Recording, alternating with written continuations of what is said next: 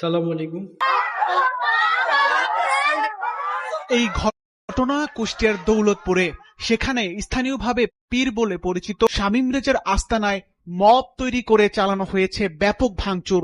শামীম রেজাকে বেধড় পিটিয়ে ও কুপিয়ে হত্যা করেছে হামলাকারীরা।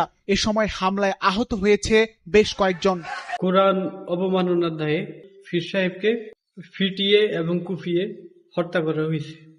এখনো পর্যন্ত কেউ বলতেছে না উনি কোরআনের কোন জায়গাটা অবমাননা করছে, এখনো আমরা জানি না। শাইখ সরমুনেই পীর সাহেব আমাদের অনেকের মাথার মধ্যে শুধু কোরআন কোরআন সরার শুধু কোরআন কিচ্ছু না, শুধু কোরআন কোনোদিন শাসন করতে পারে এটা ঠিক না। এটা হালে কোরআনিয়াদের একটা সাবজেক্ট, এর মধ্যে মারাত্মক ভাবে একটা দর্শনের গলত আছে। শাইখ আহমদুল্লাহকে বলতে শুনেছি, শুধু কোরআন এসে হাতায় কিচ্ছু পাবে না। বিভিন্ন এলাকাতে অনেক ভাই বের হয়েছেন, তারা বলে এই কোরআন দিয়ে আমি চলবো, হাদিস মানার দরকার নাই, কারণ কোরআন হলো পাইকারি কথা বলার জায়গা। সেটা কোরআনের অপমাননা হয়নি। আল্লাহ কি ফাইগারি কথাবার্তা বলেন? এটা তো আল্লাহর শানের উপরে কটূক্তি হয়েছে, প্লাস কোরআনের উপর কটূক্তি হয়েছে।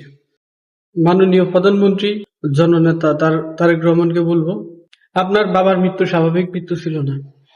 আপনার বাবা হত্যাকাণ্ডের শিকার হয়েছে, বঙ্গবন্ধু হত্যাকাণ্ডের শিকার হয়েছে। শেখ হাসিনাকে মোববাজি করেই শেখ হাসিনাকে দেশ ছাড়তে বাধ্য করা হয়েছে।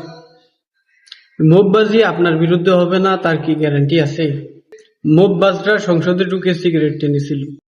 মোববাজরা এখনো সংসদকে শাহবাগ বানাতে চায়। মোববাজরা যে আর কখনো গণভবন ঘিরেও করবে না, মোববাজি করে আপনাকে দাঁড়াবে না, তার কি গ্যারান্টি আছে?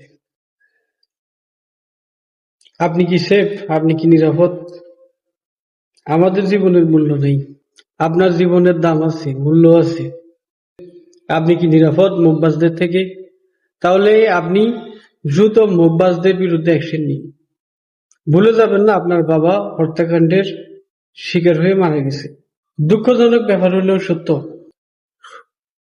কুষ্টিয়ার পুলিশ সুপার বলেছেন, হত্যা ও হামলার ঘটনায় সন্ধ্যা পর্যন্ত কোনো মামলা কিংবা কেউ আটক হয়নি বলে জানিয়েছে পুলিশ।